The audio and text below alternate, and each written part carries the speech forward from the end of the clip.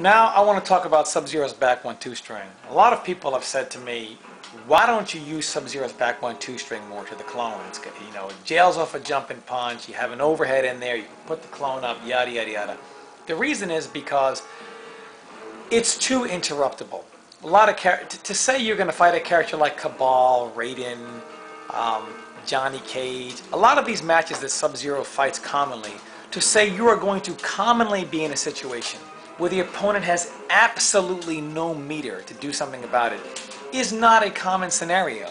A lot of times your opponent is going to have at least one bar most of the time. You're not going to go several matches and say, well, this character is not going to have any meter. So to keep something practical, it has to be accessible most of the time without being countered most of the time. So here we have, I do the back 1-2. Do it again. Oops.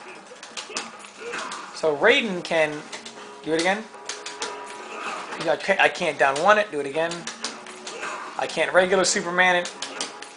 But if he can teleport, he can use EX Superman, or he can use X-Ray. So basically a lot of people said it couldn't be interrupted.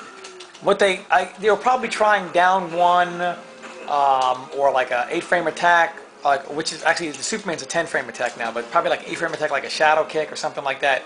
It's going to take something like an attack with armor, or a parry, or Raiden's instant teleport, something like that. But it is interruptible, and even if you were to do like back 1 clone, it's not really worth it. There's just too many areas where you can exploit this particular string.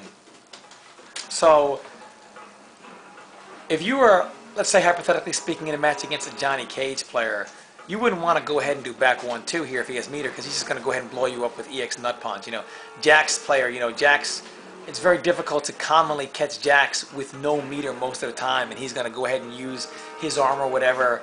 Characters like Kano can X-ray you. I mean, just characters have too many options with meter.